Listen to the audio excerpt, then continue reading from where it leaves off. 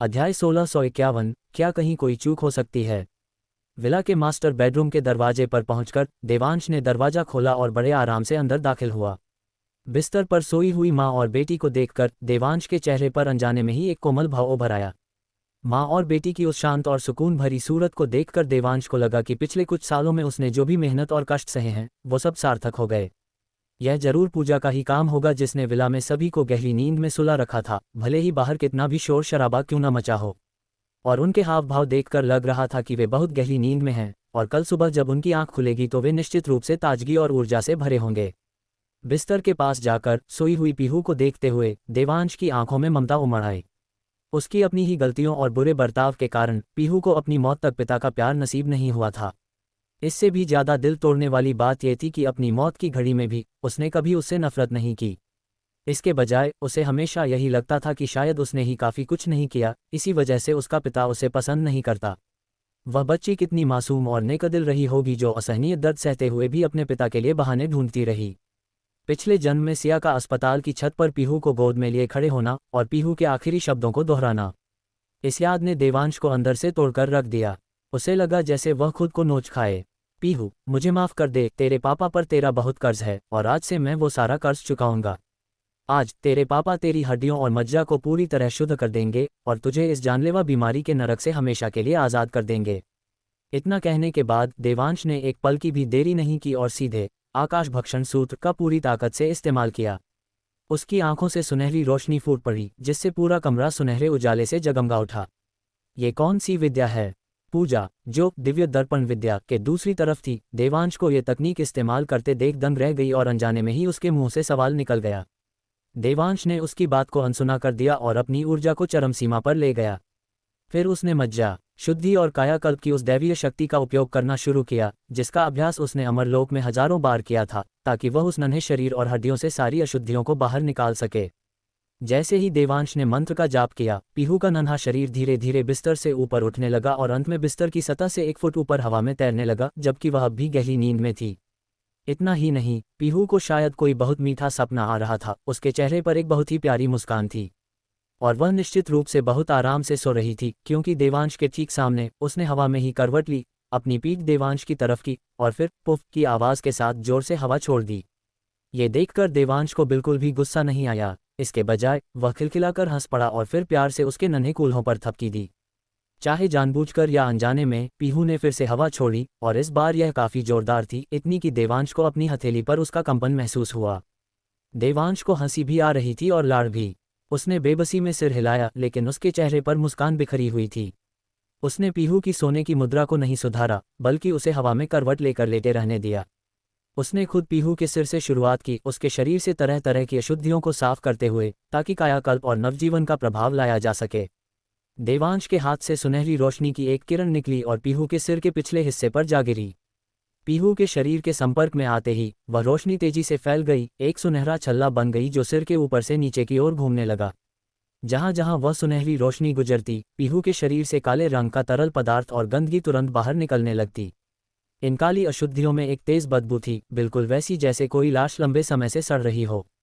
देवांश अच्छी तरह जानता था कि ये चीजें पीहू के शरीर के भीतर की गंदगी और विकार थे।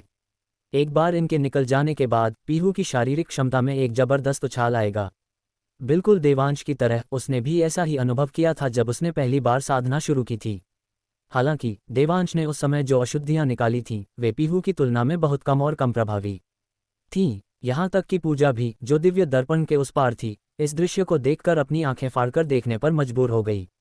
वह अपनी छवि की परवाह किए बिना दर्पण के और करीब आ गई ताकि इसे और स्पष्ट रूप से देख सके। कई सेकंड तक गौर से देखने के बाद उसे अचानक याद आया कि वह दिव्य दर्पण की छवि को जूम कर सकती है, ताकि उसे देखने के लिए इतना पास जाने की जरूरत न पड़े।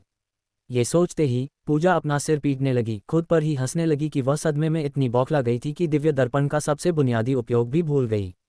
जब दर्पण ने छवि को बड़ा किया तो पूजा ये देखकर हैरान रह गई कि जिस नन्हे शरीर पर वह सुनहरा छल्ला घूम रहा था, वह पारदर्शी पन्ने जैसा चमक रहा था।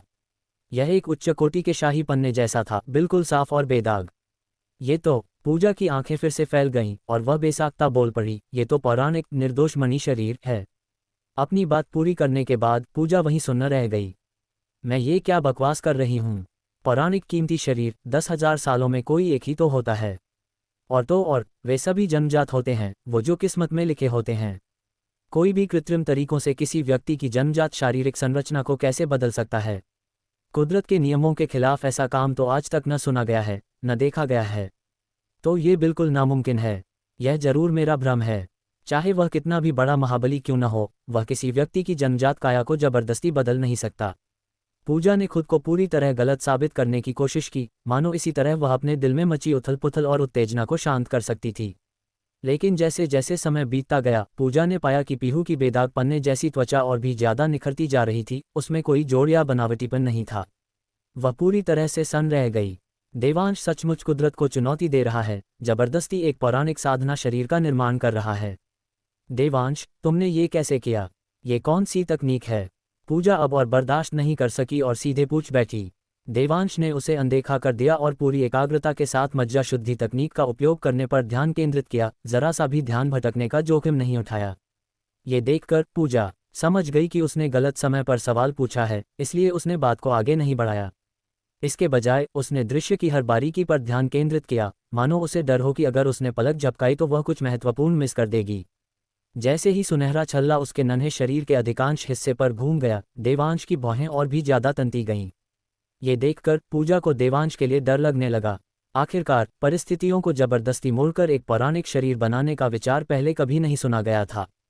फिर भी देवांश कुदरत को चुनौती दे रहा है, जो पूरे योद्धा समाज और यहाँ तक कि उच्च और निम्न लोगों को हिला देने के लिए काफ़ी है। बस इसके बारे में सोचना ही इतिहास में उसका नाम दर्ज कराने के लिए काफ़ी है। इससे पता चलता है कि इसमें कितनी भयानक कठिनाइयां शामिल हैं। पूजा की राय में ये गनीमत थी कि यह काम करने वाला व्यक्ति देवांश था, वरना अगर कोई और होता तो शायद उस नन्हे माथे को बेदाग मणि शरीर में बदलने से पहले ही प्रतिक्रिया से मर गया होता। हालांकि उसकी घोर हैरानी के लिए देवांश के माथे पर शिकन इसलिए नहीं थी क्योंकि हड्डियों और मज्जा को साफ करने की प्रक्रिया मुश्किल हो रही थी, बल्कि इसलिए क्योंकि पूरी प्रक्रिया असामान्य रूप से आसान थी, इतनी आसान कि देवांश को विश्वास ही नहीं हो रहा था कि यह सच है। क्या कहीं कोई चूक हो सकती है? यहाँ तक कि आमतौर पर आत्मविश्वास से भरा देवांश भी अपने सबसे करीबी परिवार के सामने असुरक्षा के संकेत दिखाने से खुद को नहीं रोक सका। यह एक आम मानवीय प्रवृत्ति है। इसका कोई इलाज नहीं है। दुनिया के सारे बाप ऐसे ही तो होते हैं। उन्हें हमेशा लगता है कि उन्होंने अपने बच्चों को पर्याप्त नहीं दिया है और उन्हें डर रहता है कि उनकी जरा सी भी गलती उनके बच्चों के भविष्य को प्रभावित करेगी।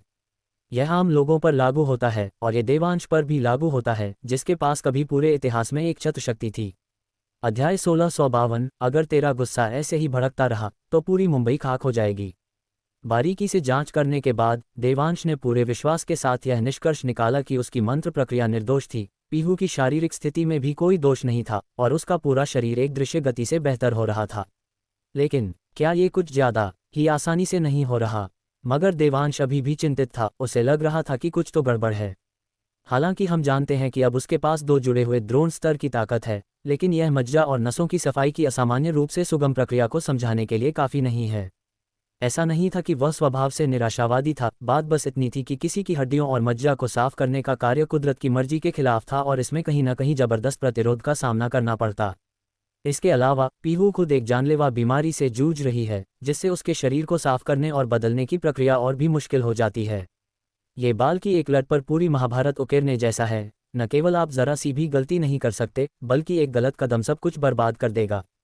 यही कारण था कि देवांश को पीहू पर इस तकनीक का उपयोग करने की हिम्मत करने से पहले द्रोण स्तर तक पहुंचना पड़ा था। हालांकि देवांश ने मज्जा शुद्धि तकनीक का करोड़ों बार अभ्यास किया था और अपने 1 लाख साल के साधना करियर के दौरान वास्तव में लाखों बार इसका संचालन किया था। वह हर कदम की चाल, हर हरकत की ताकत को नियंत्रित करने और अप्रत्याशित स्थितियों से निपटने के तरीके को पहले से जानता था।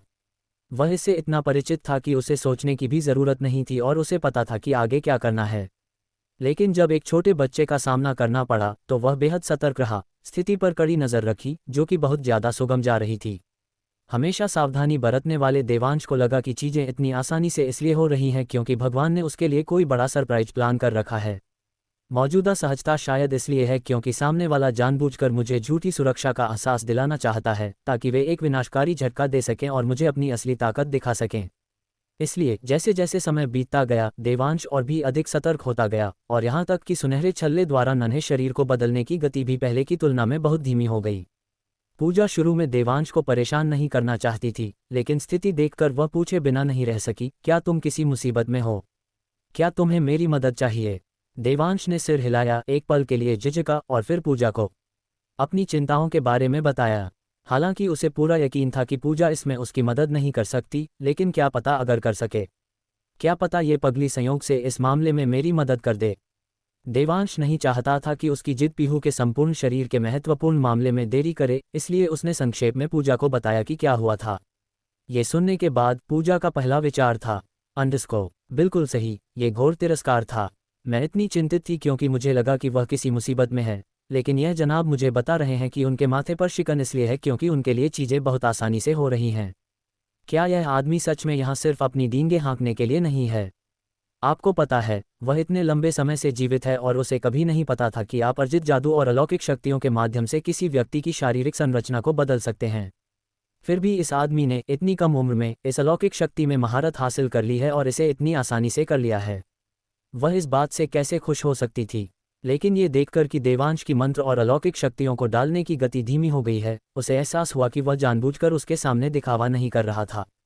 इसलिए उसने खुद को शांत किया और देवांश को अपनी सलाह दी, चूंकि सब कुछ आसानी से हो रहा है, तो चलो हिचकिचाते नहीं हैं और इस नन्हे शरीर के परिवर्तन को जल्द से जल्द पूरा करने पर ध्यान केंद्रित करते हैं। याद रखना, देरी से केवल अनचाही समस्याएं ही पैदा होंगी। ये सुनकर देवांश ने सिर हिलाया, मैं भी यही सोच रहा था। मैं बस पानी की गहराई नाप रहा था, ये देखने के लिए कि क्या मैं छाया में छिपे खतरे को बाहर निकाल सकता हूँ। चूंकि सब कुछ आसानी से हो गया, तो अब डरने की कोई ज़रूरत नहीं है। बिना किसी हिचकिचाहट के देवांश ने अपनी पूरी जादुई शक्ति को उजागर कर दिया, जिससे सुनहरा छल्ला तुरंत तेजी से घूमने लगा। जैसे ही सुनहरा छल्ला तेजी से घूमा, नन्हा शरीर नंगी आंखों से दिखाई देने वाली गति से बेदाग और पन्ने जैसा हरा हो गया, जिससे पूरा व्यक्तित्व क्रिस्टल की तरह उज्ज्वल और साफ दिखने लगा। भले ही वह पहले से ही देवांश के असाधारण कौशल के बारे में जानती थी, फिर भी पूजा छोटे मोटे बदलावों को देखकर आश्चर्य से चीखने से खुद को नहीं रोक सकी। वह कल्पना भी नहीं कर सकती थी कि अगर देवांश ने अखिल भारतीय योद्धा संघ के सदस्यों को साफ करने और बदलने के लिए ऐसे तरीकों का इस्तेमाल किया तो संघ की कुल ताकत में कितना सुधार होगा। इसके अलावा हर किसी को बेदाग मणि शरीर की आवश्यकता नहीं है, बस सबसे साधारण कीमती शरीर ही काफ़ी होगा। फिर योद्धा संघ को कुछ और साल दें और वे निश्चित रूप से कई और सत्य योद्धा स्तर के साधक पैदा करने में सक्षम होंगे। इतनी मजबूत टीम के साथ उच्च लोक के लोगों को पृथ्वी पर रौब झाड़ने की कोशिश करने से पहले 100 बार सोचना पड़ेगा। ये सोचकर पूजा की आंखें चमक उठीं। जहां तक देवांश की बात है, बिना किसी चिंता के सुनहरा छल्ला तेजी से उसके नन्हे पेट से उसके पैर की उंगलियों तक चला गया। गति इतनी तेज थी कि इसने न केवल पूजा को चकित कर दिया, बल्कि देवांश को भी यह अविश्वसनीय लगा। तार्किक रूप से कहा जाए तो एक जानलेवा बीमारी से पीड़ित बच्चे पर मज्जा शुद्धि प्रक्रिया इतनी तेज नहीं होनी चाहिए। यहाँ तक कि 2 द्रोण स्तर के साधकों की ताकत के साथ भी यह इतना तेज नहीं होना चाहिए। इसके विपरीत इस गति ने देवांश को ऐसा महसूस कराया जैसे कि उसने पीहू के शरीर से जानलेवा बीमारी को धोया ही नहीं है। क्योंकि केवल जब मज्जा शुद्धि तकनीक किसी स्वस्थ व्यक्ति पर लागू की जाती है तो गति इतनी तेज हो सकती है, और वह भी साधारण मज्जा शुद्धि तकनीक होनी चाहिए, न कि वह जो दूसरे व्यक्ति के शरीर को बेदाग मणि शरीर में बदल दे। लेकिन अब जब बात यहाँ तक आ गई है, तो देवांश के पास पीछे हटने का कोई रास्ता नहीं है। भले ही वह पीहू के शरीर में मौजूद जानलेवा बीमारी से छुटकारा न पा सके, उसे पहले मौजूदा सफाई और मज्जा उपचार को पूरा करना होगा और फिर उससे निपटने का कोई रास्ता निकालना होगा। इसलिए देवांश ने अपनी अलौकिक शक्तियों को समेटने से पहले वहें सिकुड़ते हुए छोटी उंगली की नसों और मज्जा को भी साफ किया। देवांश ने तुरंत पीहू के नीचे हवा में लटकी हुई बदबूदार काली तरल अशुद्धियों को जला दिया, फिर अपना हाथ आगे बढ़ाया और पीहू की कलाई पर रखा ताकि ये देखा जा सके कि उसके शरीर में अभी भी कोई जानलेवा बीमारी तो नहीं है। नाड़ी देखने से पहले कोई बड़ी बात नहीं थी। नाड़ी देखने के बाद देवांश के शरीर को जैसे बिजली का झटका लगा और वह पूरी तरह से स्तब्ध रह गया। उसकी पहले से ही सिकुड़ी हुई बाहें अब एक गहरी चिंता में बदल गईं और उसकी सुनहरी आंखें उस पल एक अंधा कर देने वाली खूनी लाल रंग में बदल गईं। उसके पैरों के नीचे की जमीन उसके बिना देखे ही हिंसक रूप से कांपने लगी, जैसे कि भूकंप आने वाला हो। पूजा ने तुरंत दिव्य दर्पण से छवि को जूम आउट किया और फिर उसने देखा कि न केवल वह विला जहां देवांश था, बल्कि पूरा रॉयल पाम्स एस्टेट आवासीय क्षेत्र और यहां तक कि पूरा साउथ मुंबई इलाका हिंसक रूप से हिलने लगा। ये देखकर पूजा घबरा गई। देवांश को पहले इस हालत में देखने के बाद पूजा अच्छी तरह जानती थी कि ये देवांश का चरम गुस्सा था। लेकिन जो उसे समझ में नहीं आ रहा था वह ये था कि जब नन्हा निर्दोष मणि शरीर अपनी पूरी क्षमता तक पहुंच चुका था तो वह अभी भी इतना गुस्सा क्यों था। आपको पता होना चाहिए कि एक बार निर्दोष मणि शरीर पूरी तरह से विकसित हो जाता है तो भले ही पीहू पहले किसी जानलेवा बीमारी से पीड़ित थी, इस समय वह पूरी तरह से ठीक हो जाएगी। भले ही किसी को जानलेवा बीमारी हो, एक तो क्या 10 या 100 भी हो, निर्दोष मणि शरीर के सामने वे सभी अर्थहीन हो जाएंगी। इसे देखते हुए देवांश को खुश होना चाहिए, तो वह इतना गुस्सा क्यों है? क्या ये हो सकता है कि उसका कीमती शरीर अभी पूरी तरह से नहीं बना है? पूजा बुरी तरह डर गई थी, लेकिन उसे जल्दी ही कुछ एहसास हुआ और उसका सदमा गहरा गया। नहीं, देवांश के मौजूदा साधना स्तर के साथ वह इसका पता लगाने में सक्षम नहीं होना चाहिए। पूजा ने चुपचाप खुद को तसल्ली दी और फिर दिव्य दर्पण की छवि को वापस मास्टर बेडरूम पर जूम किया। अगर उसने न देखा होता तो कोई बात नहीं थी, लेकिन एक बार जब उसने देख लिया तो पूजा अग्नि पशु की पीठ से उछल पड़ी। देवांश, होश में आ, अगर तेरा गुस्सा ऐसे ही भड़कता रहा तो पूरी मुंबई खाक हो जाएगी। अध्याय 1653, रात के आसमान में फैलते रोशनी के खंभे। इस समय देवांश का खून और ऊर्जा उफान पर थी और वह फटने को तैयार एक परमाणु बम जैसा था। उसके शरीर में एक भारी दबाव इकट्ठा हो रहा था, जैसे कि वह किसी भी समय पूरे शहर को मलबे के ढेर में बदल सकता है। उसकी खून से लाल आंखें भी पूजा को साबित कर रही थीं कि देवांश अपना आपा खोने की कगार पर है। अगर उसे ऐसे ही जारी रहने दिया गया तो ये कहना मुश्किल है कि उसका परिवार बचेगा या नहीं, लेकिन पूरी मुंबई, साथ ही वह खुद भी निश्चित रूप से बर्बाद हो जाएगा। देवांश, ये देखकर कि उसकी फटकार देवांश को होश में लाने में विफल रही, पूजा ने फिर से चिल्लाने के लिए स्वर्ग और पृथ्वी की महान शक्ति का उपयोग किया, जैसे कि ये देवांश के कानों में एक विस्फोट हो ताकि जबरदस्ती उसकी तर्कशक्ति को बहाल किया जा सके। लेकिन जैसे हालात बन गए थे, पूजा को बिल्कुल भी भरोसा नहीं था कि वह उसे जगा पाएगी। अगर मैं उसके पास होती तो शायद मैं उसे रोक सकती थी, लेकिन अब वह लगभग अपना मानसिक संतुलन खो चुका है और राक्षसी आवेश में है और मैं हजारों मील दूर हूँ। बस एक दहाड़ के साथ मुझे डर है कि यह समुद्र में एक बूंद के समान होगा। मुझे ये पहले ही समझ लेना चाहिए था। अब जब वह अपने नंगे हाथों से शून्य को फाड़ सकता है तो स्वाभाविक रूप से उसके पास वह ताकत है जो सामान्य रूप से नहीं होती। पीहू की समस्या का पता लगाना उसके लिए मुश्किल नहीं होना चाहिए। दुर्भाग्य से मैंने उसे कम करके आंका। मुझे लगा कि वह पता नहीं लगा पाएगा, इसलिए मैंने ज़्यादा सावधानी नहीं बरती। अब हम बस यही उम्मीद कर सकते हैं कि हमने जो पहले से सावधानी का टीका लगाया था वह असरदार होगा। बाकी इस पर निर्भर करता है कि देवांश अपने इस उमड़ते हुए आंतरिक राक्षस को दबा सकता है या नहीं। उफ, पूजा ने गहरी सांस ली, फिर उसे भारी आत्मग्लानि महसूस हुई। मैंने देवांश का सामना करते समय हमेशा उसकी ताकत को कम क्यों आंका? खुद को कोसने के बाद उसने तुरंत अपना सिर झटका। नहीं, ऐसा नहीं है कि मैंने उसकी ताकत को कम करके आंका, बल्कि अखंड भारत के इतिहास के सभी जीनियस लोगों के साथ उसकी तुलना करने के बाद मैंने उसे पहले ही सभी जीनियस लोगों में सबसे ऊपर रखा था। फिर भी मैंने उसकी ताकत बढ़ने की रफ्तार को कम करके आंका। यह मेरी गलती नहीं है, बस उसकी ताकत बहुत तेजी से बढ़ रही है। इस तरह का बेमिसाल जीनियस, मुझे समझ नहीं आता कि उसके बारे में क्या कहूँ। देवांश की अभी भी खून से लाल आंखों में देखते हुए पूजा ने फिर से आह भरी। शायद हमारे अखंड भारत के उदय का समय अभी नहीं आया है, इसलिए हम अभी तक ऐसे बेमिसाल जीनियस का स्वागत करने के लिए तैयार नहीं हैं। सबसे बुरे के लिए तैयार होने के बाद पूजा ने ये दृश्य देखने के बाद देवांश से पूरी तरह उम्मीद खो दी।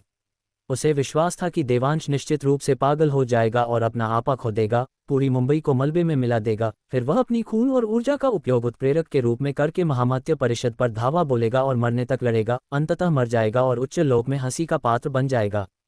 हालांकि ठीक उसी समय जब पूजा सबसे बुरे परिणाम को स्वीकार करने की तैयारी कर रही थी, देवांश की मूल रूप से खून से लाल आंखें धीरे धीरे साफ होने लगीं। कमरे के अंदर की चकाचौंध करने वाली लाल रोशनी धीरे धीरे गायब हो गई जैसे ही देवांश की आंखें साफ हुईं। लगभग उतनी देर बाद जितनी देर में एक कप चाय पी जाती है, देवांश, जिसकी आभा उथल पुथल में थी, अंततः अपना संयम वापस पा गया और अपने पिछले शांत और सज्जन व्यवहार में लौट आया। देवांश, क्या तुम ठीक हो? पूजा ने अपनी बाहें सिकुड़ी। उसे अपनी आंखों पर विश्वास नहीं हो रहा था। उसने बहुत से ऐसे जीनियस देखे थे जो पागल हो गए थे और उनमें से लगभग कोई भी अपनी इच्छाशक्ति के बल पर जबरदस्ती अपना संतुलन वापस नहीं पा सका था। इसलिए वह देवांश की स्थिति के बारे में थोड़ी अनिश्चित थी और उसे लगा कि उसके साथ कुछ गड़बड़ है। लेकिन होश में आने के बाद देवांश ने कोई जल्दबाजी नहीं की। इसके बजाय उसने पीहू को धीरे से वापस बिस्तर पर लिटा दिया। इस समय देवांश की आध्यात्मिक ऊर्जा के बिना पीहू की वह क्रिस्टल जैसी चमक गायब हो गई थी और वह एक साधारण छोटी बच्ची से अलग नहीं लग रही थी। अगर किसी को कुछ अंतर ढूंढना हो तो बस इतना कहा जा सकता था कि उसकी त्वचा एक औसत बच्चे की तुलना में अधिक बाउंसी और चिकनी थी। पीहू को सुलाने के बाद देवांश तुरंत नहीं गया। इसके बजाय उसने एक कुर्सी खींची, बिस्तर के किनारे बैठ गया, अपनी ठुड्डी के नीचे हाथ फंसाए और बिस्तर पर माँ और बेटी को कोमल नजरों से देखते हुए लंबे समय तक चुप रहा। देवांश, तुम ठीक तो हो? पूजा ने फिर पूछा। कुछ नहीं, देवांश ने बस इतना और सीधे जवाब दिया। ये देखकर कि देवांश अभी भी धारा प्रवाह जवाब दे सकता है, पूजा ने राहत की लंबी सांस ली। हालांकि उसे ठीक से नहीं पता था कि देवांश को होश कैसे आया, लेकिन वह जानती थी कि देवांश ने एक बार फिर चमत्कार कर दिखाया है। देवांश ने जो अभी हुआ था उसे याद करते हुए डर की एक टीस महसूस की। पूजा की जगाने वाली पुकार का उस पर कोई असर नहीं हुआ था। वास्तव में जो उसे होश में लाया वह उसकी स्टोरेज रिंग से आने वाली एक लंबी खींची हुई घंटी की आवाज़ थी। अगर वह घंटी न बजती तो शायद वह एक लाइलाज स्थिति में होता। इस तरीके ने उसे एक ऐसे संप्रदाय की याद दिला दी जो दुनिया से गायब हो चुका था, नरक द्वार आश्रम। हालांकि नरक द्वार आश्रम गायब हो चुका है, लेकिन इसकी सुपीरियर यूनिट अभी भी मौजूद है और इसके तरीके निश्चित रूप से नरक द्वार आश्रम से अधिक परिष्कृत हैं। साफ तौर पर जिस वजह से वह ऐसी उन्मादी स्थिति में गया था, उसका संबंध नरक द्वार आश्रम की उच्च स्तरीय इकाई भाग्य शिकारियों से होने की सबसे अधिक संभावना थी। अच्छा है कि तुम ठीक हो, मुझे लगा। इससे पहले कि पूजा अपनी बात पूरी कर पाती, देवांश ने उसे बीच में ही रोक दिया। क्या तुम्हें मुझसे कुछ नहीं कहना है? उद्धरण चिन्ह डॉट डॉट डॉट उद्धरण चिन्ह। ये सुनकर पूजा सन रह गई और यहाँ तक कि उसके दिल की धड़कन भी धीमी हो गई। उस पल एक क्लासिक लाइन अनजाने में उसके दिमाग में उभरी, जो होना है वह होकर ही रहेगा। लेकिन देवांश को उसे चकमा देने से रोकने के लिए उसने उसके सवाल का तुरंत जवाब नहीं दिया। इसके बजाय उसने उससे पलटकर पूछा, तुम मुझसे क्या सुनना चाहते हो? एक एहतियाती उपाय, देवांश ने संक्षेप में कहा। ये सुनते ही पूजा को तुरंत समझ आ गया। देवांश वाकई बहुत बारीकी से सोचता था। मूल रूप से उसने जो कुछ भी देखा या सुना था, चाहे वह कितना भी छोटा क्यों न हो, उसे याद रहता था। फिर जरूरत पड़ने पर वह सबूतों की एक पूरी कड़ी बनाने के लिए बिंदुओं को जोड़ देता था। लेकिन पूजा ने फिर भी बहस करने की कोशिश की। तुम क्या बात कर रहे हो? मुझे समझ नहीं आ रहा कि तुम क्या कह रहे हो। देवांश ने सिर हिलाया, पूजा के जवाब से काफी निराश लग रहा था। मुंबई वापस आते समय तुमने मुझे पहले ही आगाह किया था, ये कहते हुए कि तुम्हें नहीं पता कि मेरी तकनीक काम करेगी या नहीं, और अगर कर भी गई तो महामत्य परिषद के पास निश्चित रूप से कोई न कोई बैकअप प्लान होगा। तुमने उस समय ये पहले ही देख लिया होगा, है न? उद्धरण चिन्ह डॉट डॉट डॉट उद्धरण चिन्ह। पूजा कुछ सेकंड तक चुप रही, ये जानते हुए कि चाहे वह इसे छिपाने की कितनी भी कोशिश करे, इसका कोई फायदा नहीं होगा। यह आदमी हर तरह से महान है, सिवाय इसके कि वह बहुत ज्यादा बारीकी से सोचता है। तुम उससे कोई राज नहीं छिपा सकते। जबकि पूजा चुप रही, देवांश ने और सवाल पूछने की जल्दबाजी नहीं की, बल्कि धैर्यपूर्वक इंतजार किया। लेकिन कई सेकंड तक इंतजार करने के बाद भी जब पूजा की आवाज़ नहीं आई, तो उसने जारी रखा, अगर तुम अभी भी इसे छिपाना चाहती हो तो अब तुम्हें पता होना चाहिए कि क्या कहना है, ठीक है? जैसे ही उसने बोलना खत्म किया, देवांश ने अपना हाथ लहराया और उसकी उंगलियों से सुनहरी रोशनी की किरणें निकलीं, जो पीहू के शरीर पर फैल गईं। फिर ये सुनहरी किरणें धीरे धीरे संघनित हुईं, रोशनी के खंभे बनाते हुए, जिनका एक सिरा पीहू के शरीर के प्रमुख एक्यूपंक्चर बिंदुओं पर था और दूसरा सिरा रात के आसमान की ओर बढ़ रहा था। अध्याय 1654, 108 शिकार की डोरियां। मानव शरीर पर कुल 52 एकल बिंदु, 309 दोहरे बिंदु और 50 अतिरिक्त बिंदु होते हैं। इन 720 बिंदुओं में से 108 प्रमुख और अति महत्वपूर्ण बिंदु होते हैं, जिनमें से प्रत्येक जानलेवा हो सकता है। ये सुनहरी रोशनी की किरणें, जो बाजरे के दाने के आकार की थीं, पीहू के शरीर के 108 प्रमुख बिंदुओं पर सटीक रूप से वितरित थीं। इनकी स्थिति इतनी सटीक थी मानो कई वर्षों के अनुभव वाले किसी प्रसिद्ध वैद्य ने खुद एक्यूपंक्चर किया हो, बिना रत्ती भर भी चूके। यहाँ तक कि देवांश भी उस वैद्य की बिंदुओं को पहचानने की सटीकता पर हैरान हुए बिना नहीं रह सका। रोशनी की किरण के दूसरे छोर पर यह ऊपर की ओर खींची हुई थी। अगर आप सुनहरे रास्ते के साथ ऊपर की ओर देखें तो आप पाएंगे कि यह छत को अनदेखा करते हुए सीधे मास्टर बेडरूम की सीलिंग के पार, विला की छत के पार, अंधेरे रात के आसमान के पार और विशाल असीम स्वर्ग की ओर भाग रही है। एक छोटी सी सांस के बाद देवांश ने जो सुनहरी रोशनी लापरवाही से छोड़ी थी वह जल्दी ही गायब हो गई और उसकी जगह केवल धुंधली बाल के बराबर पतली रोशनी की लकीरें रह गईं। अगर कोई बारीकी से न देखे तो देवांश के स्तर वाले व्यक्ति के लिए भी कम समय में इसका पता लगाना मुश्किल होगा। यही कारण है कि जब देवांश मास्टर बेडरूम में दाखिल हुआ तो उसने रोशनी को तुरंत नहीं देखा। सुनहरी रोशनी की बौछार करने के बाद देवांश बिस्तर के किनारे चुपचाप बैठ गया, सोई हुई पीहू को कोमल नजरों से देखते हुए, बिना एक और शब्द बोले। उसने पूजा को अपनी खोज साबित कर दी थी और वह जवाब देती है या नहीं, यह अब उसकी चिंता नहीं थी। उसने पहले ही मन बना लिया था कि आगे क्या करना है। जैसे ही रोशनी के ये सुनहरी खंभे दिखाई दिए, दिव्य दर्पण के दूसरी तरफ पूजा पूरी तरह से खामोश हो गई। जैसा कि उम्मीद थी, मैं इस आदमी की नज़रों से इसे नहीं छिपा सकी। सिर्फ पूजा ने इस पर ज्यादा नहीं सोचा। इसके बजाय उसने अपना ध्यान केंद्रित किया और देवांश को देखा, जो बिस्तर के किनारे शांति से बैठा था। उसकी भौहें अनजाने में थोड़ी सिकुड़ गईं। तुम्हें कब पता चला? जिस निर्दोष मणि शरीर की तुम बात कर रही हो, एक बार बन जाने के बाद सिद्धांत रूप से कुदरत का सौभाग्य और किस्मत खुद उससे जुड़ जानी चाहिए। देवांश ने अपना वाक्य केवल आधा ही कहा, लेकिन उसे विश्वास था कि पूजा निश्चित रूप से समझ जाएगी कि उसका क्या मतलब है।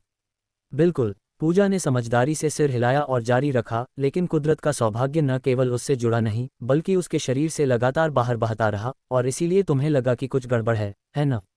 देवांश ने थोड़ा सिर हिलाया। शुरुआत में मुझे लगा कि ऐसा इसलिए है क्योंकि शरीर नया बना है और सौभाग्य को रोकने के लिए पर्याप्त नहीं है, इसलिए संतुलन बनाए रखने के लिए ये लीक हो रहा है। लेकिन अंत में रिसाव कभी नहीं रुका, और तभी मुझे पता चला कि कोई न कोई साजिश कर रहा है। देवांश के शांत शब्दों को सुनकर पूजा को और भी अधिक अनिश्चितता महसूस हुई। सच कहूं तो इस समय वह चाहेगी कि देवांश शांत पानी की तरह शांत रहने के बजाय थोड़ा और पागल हो जाए, क्योंकि उसे यकीन नहीं था कि देवांश के चेहरे के भाव हार मानने का संकेत थे या तूफान से पहले की शांति।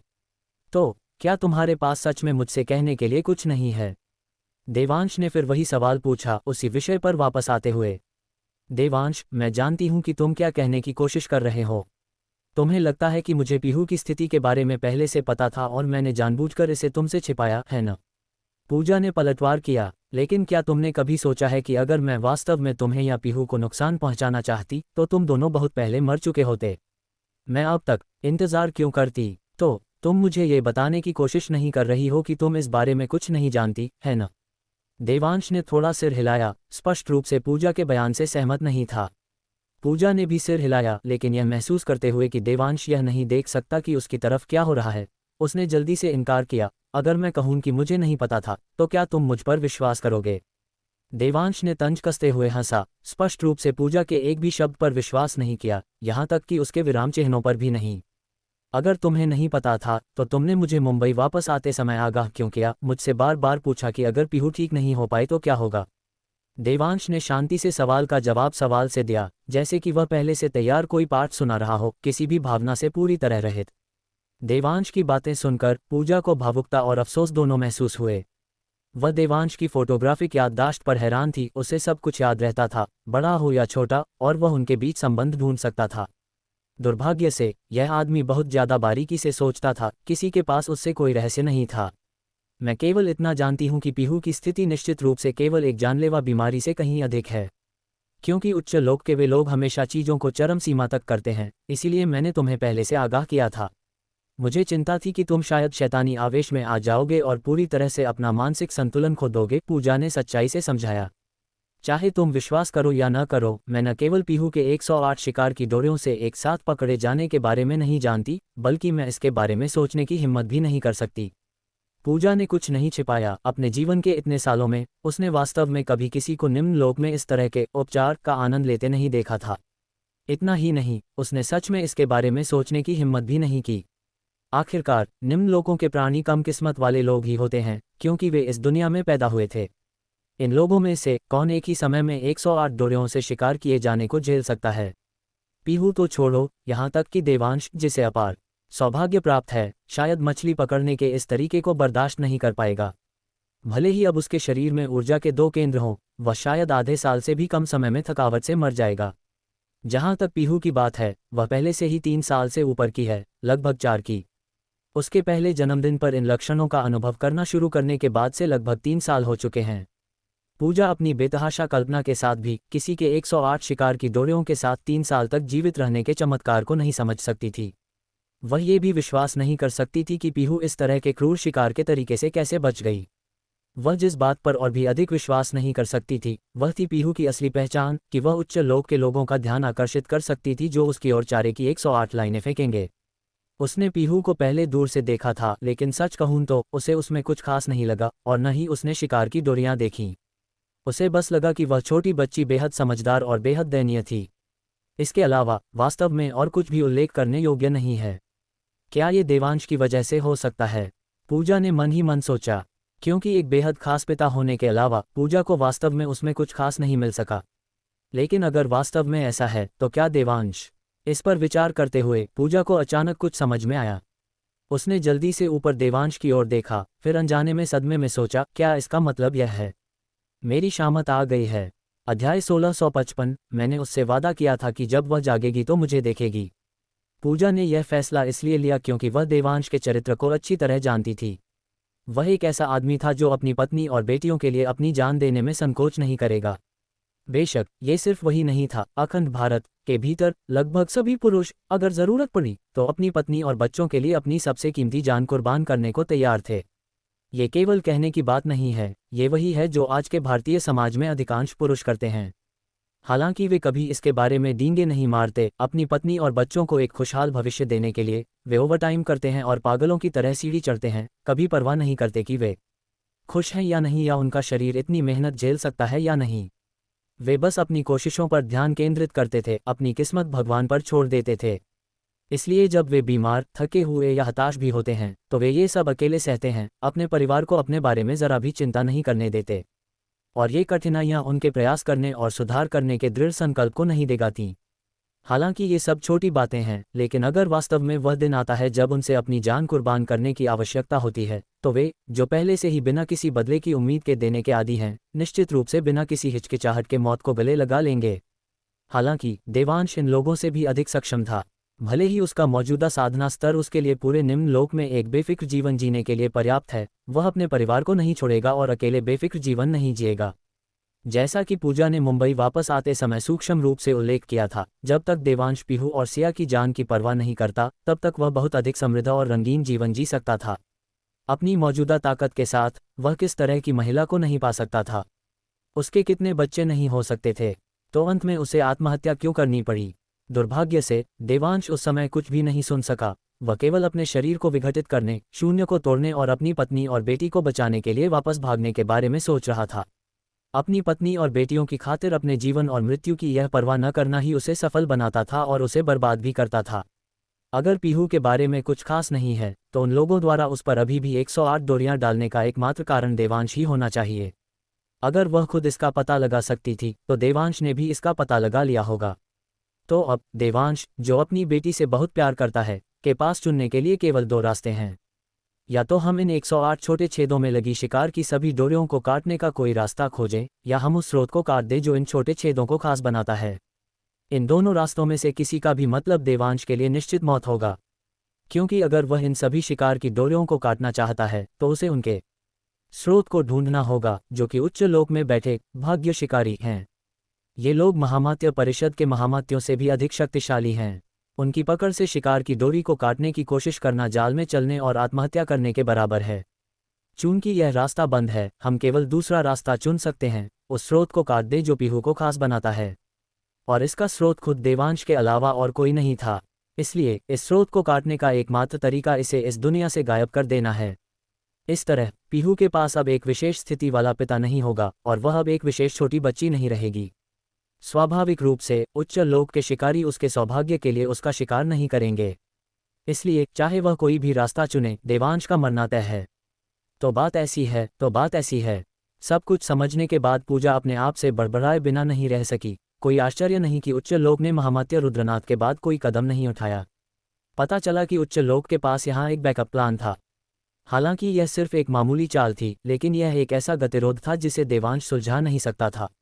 देवांश को इस बात से कोई आश्चर्य नहीं हुआ कि पूजा की बातें बेतुकी लग रही थीं, क्योंकि उसने पहले ही मुख्य बिंदु का पता लगा लिया था। वरना वह ये पता लगाने के लिए पूजा पर दबाव नहीं डालता कि क्या वह उससे कुछ छिपा रही है। भले ही उसकी दिव्य दृष्टि पूजा के असली रूप को नहीं देख सकती थी, लेकिन उसे विश्वास था कि पूजा वास्तव में स्थिति से अनजान थी, जिस कारण से वह ये पता लगाने के लिए इतना दृढ़ था कि क्या पूजा को इस बारे में पता था। वह केवल एक बात साबित करना था। तो देवांश की आवाज़ फिर से शांति से गूंजी, चूंकि तुम शुरू से अंत तक इस बारे में कभी नहीं जानती थी और इसके बारे में कभी सोचा भी नहीं था, तो स्वाभाविक रूप से तुम्हारे पास इन शिकार की डोरियों को काटने का कोई तरीका नहीं है ना? उद्धरण चिन्ह ... विस्मयादिबोधक चिन्ह उद्धरण चिन्ह। ये सुनकर पूजा सन रह गई, जैसे बिजली गिरी हो, और लंबे समय तक ठीक होने के लिए बहुत सदमे में अग्नि पशु की पीठ पर जमी रही। तुम पूजा हकलाती रही, तुमने अभी यह सारा ताना बाना बुना बस ये पता लगाने के लिए कि क्या मैं इन शिकार की डोरियों को काट सकती हूँ। यह अब महत्वपूर्ण नहीं है, मुझे जवाब पहले ही मिल चुका है। देवांश ने कहा, दिव्य दर्पण को हटाने के लिए अपना हाथ लहराने की तैयारी कर रहा था, लेकिन पूजा ने उसे जबरदस्ती रोक दिया। अरे देवांश, भावुक मत हो। ये शिकार की डोरियां रंगहीन और अदृश्य हो सकती हैं, लेकिन मुझे उन्हें काटने में सक्षम होना चाहिए। देवांश ने मुस्कुराते हुए सिर हिलाया, चून की बात यहाँ तक आ गई है तो खुद को धोखा क्यों दें। जब देवांश को पता चला कि पीहू के पास ये शिकार की डोरियां हैं तो उसने तुरंत अपने जादू और अलौकिक शक्तियों से उन्हें काटने की कोशिश की, यहाँ तक कि नील कमल अग्नि का भी उपयोग किया, लेकिन वह फिर भी उन्हें काट नहीं सका। अंत में हार न मानने की इच्छा रखते हुए उसने सुनहरी रोशनी छोड़ी, शिकार की डोरी को गलाने का प्रयास किया। हालांकि पहले की तरह इसने केवल लाइनों को चिन्हित किया, लेकिन उन्हें बिल्कुल भी काट नहीं सका। लेकिन वह हार मानने को तैयार नहीं था, इसलिए वह उस रहस्यमय महिला से पूछना चाहता था कि क्या वह शिकार की डोरी काट सकती है। लेकिन सबसे सच्चा जवाब पाने के लिए उसने सीधे पूछना नहीं चुना, क्योंकि वह अच्छी तरह जानता था कि वह पगली इस समय उसके उच्च लोक के खिलाफ जाने के विरुद्ध थी। आखिरकार उस पगली की नज़रों में उसके और उच्च लोक के बीच का रिश्ता ऐसा था कि उच्च लोक कसाई था और वह काटने वाले तख्ते पर पड़ी मछली। इसलिए उच्च लोक के साथ अनबन से बचने के लिए वह पगली मुझे ये धोखा देने के लिए झूठ बोल सकती है कि वह इन शिकार की डोरियों को काट सकती है, ताकि मैं उसके मुंबई आने का इंतजार कर सकूं। एक बार जब वह मुंबई पहुंच जाती है तो उसके पास मुंबई छोड़ने और बदला लेने के लिए उच्च लोक जाने का कोई मौका नहीं होगा, उसके भारी भरकम साधना स्तर को देखते हुए। इसलिए असली जवाब पाने के लिए देवांश ने अपनी पूछताछ की शैली बदल दी। ये भ्रम पैदा किया कि उसकी नज़रों में पूजा को मामले के बारे में पता था, लेकिन उसने रिपोर्ट नहीं किया और उच्च लोक के साथ मिली हुई थी, ताकि पूजा ये साबित कर सके कि वह वास्तव में सच्चाई से अनजान थी। एक बार जब कोई अपनी बेगुनाही साबित कर देता है तो ये स्वीकार करने के बराबर है कि उन्होंने इस तरीके को पहले कभी नहीं देखा है, और स्वाभाविक रूप से उनके पास इसके रहस्यों को सुझाने का कोई तरीका नहीं होगा। तो अब और पूछने की जरूरत नहीं है, देवांश जानता है कि पूजा इन शिकार की डोरियों को नहीं काट सकती। देवांश, भावुक मत हो, मेरे मुंबई पहुंचने पर हम हर बात पर चर्चा करेंगे, पूजा ने बेचैनी से कहा। चिंता मत करो, मैं जल्द ही मुंबई नहीं छोड़ रहा। आखिरकार भले ही मैं तुम्हारा इंतजार न करूं, मैं अपनी बेटी के जागने का इंतजार करूंगा, देवांश ने पीहू की ओर मुस्कुराते हुए कहा। आखिरकार मैंने उससे वादा किया था कि जब वह जागेगी तो मुझे देखेगी। जैसे ही उसने बोलना खत्म किया, देवांश ने अपना हाथ लहराया और पूजा के दिव्य दर्पण को भेद दिया। इस तरह उसके साथ संचार के चैनल को पूरी तरह से काट दिया। वह खुद चेहरे पर मुस्कान लिए बिस्तर के किनारे बैठ गया, फिर नीचे झुककर बिस्तर पर लेट गया, चुपचाप उस नन्हे सोते हुए चेहरे को देखने लगा। उसकी आंखें कोमलता और लाड़ प्यार से भरी थीं। अध्याय 1656, हमारे ठाकुर परिवार का एक भी सदस्य कम नहीं होगा। धत्तेरे की, धत्तेरे की, धत्तेरे की। पूजा, जो आमतौर पर बेहद शांत और संयमित रहती थी, उसने लगातार 3 बार गुस्से में धत्तेरे की कहा। उसके इस तरह आपा खोने की वजह यह थी कि उसने कई बार अपनी दिव्य दर्पण विद्या का इस्तेमाल करने की कोशिश की, लेकिन वह ठाकुर विला का दृश्य देख पाने में पूरी तरह नाकाम रही थी। ऐसा नहीं था कि उसकी शक्ति कम हो गई थी, क्योंकि उसकी विद्या अभी भी मुंबई के दूसरे हिस्सों के दृश्य दिखा सकती थी, लेकिन ठाकुर विला का दृश्य बिल्कुल गायब था। साफ था कि देवांश ने विला के आसपास कुछ ऐसी छेड़छाड़ की थी कि वह दोबारा उसे समझाने या मनाने की कोशिश न कर सके। लेकिन पूजा को जिस बात पर सबसे ज्यादा गुस्सा आ रहा था वह ये थी कि देवांश ने उसे अपनी चाल में फंसाने की कोशिश की थी। दिमागी खेल खेलना एक बात है, लेकिन सबसे ज्यादा चिढ़ने वाली बात यह है कि मैं उसकी चाल को समझ ही नहीं पाए और उस लड़के के इशारों पर कठपुतली की तरह नाचती रही। जिस पल वे सुनहरे प्रकाश स्तंभ प्रकट हुए थे और देवांश का वह जरूरत से ज्यादा शांत रवैया, उसने मान लिया था कि देवांश का ये पूछना कि क्या उसे कुछ कहना है, असल में उससे पूछताछ करने की एक कोशिश थी। इसलिए उस वक्त उसने दोबारा नहीं सोचा और देवांश को यह साबित करने में जुट गई कि वह इस मामले के बारे में वाकई कुछ नहीं जानती। उसने सपने में भी नहीं सोचा था कि देवांश के ये सवाल पूछने की असल वजह ये जानना थी कि क्या वह उन मछुआरे की डोर को काट सकती है या नहीं। हजारों साल जीने के बाद मैं एक कल के छोकरे के हाथों मात खा गई।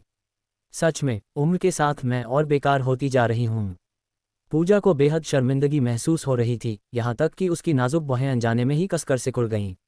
लेकिन वैसे उस लड़के का दिमाग आखिर चलता कैसे है? तुम कुछ भी करने से पहले हमेशा 3 कदम आगे की क्यों सोचते हो? अगर कोई सावधान न रहे तो तुम्हारी चालों में फंस जाएगा और उसे आखिर में ही पता चलेगा कि वह तुम्हारे जाल में गिर चुका है। क्या वह इस तरह की जिंदगी जीते हुए थकता नहीं है? पूजा देवांश की बारीकी की कायल थी, लेकिन उसे इस बात का भी गहरा अफसोस था कि वह इतनी थका देने वाली जिंदगी जी रहा है। हालांकि ये सोचकर उसे थोड़ी उत्तेजना भी महसूस हुई कि इतने सालों तक जीने के बाद आखिरकार एक ऐसा मर्द मिला जो चालबाजी में उसे मात दे सकता था। लेकिन अब कुछ भी कहने के लिए बहुत देर हो चुकी है। बस उम्मीद है कि वह लड़का कोई बेवकूफ़ी न कर बैठे। पूजा ने एक आह भरी, उसकी घबराहट अब चरम पर पहुंच चुकी थी। उसके नीचे मौजूद पौराणिक जानवर अग्नि पशु को शायद उसकी बेचैनी का एहसास हो गया था। भले ही वह पहले से ही बहुत थका हुआ था, फिर भी उसने मुंबई जल्द से जल्द पहुंचने के लिए अपनी रफ्तार बढ़ा दी। जैसे ही भोर की पहली किरणें मुंबई की ज़मीन पर पड़ीं, शहर को अपनी आगोश में लेने वाला अंधेरा और उदासी आखिरकार छंट गई। सूरज निकलते ही पूरा शहर अपनी नींद से जागने लगा।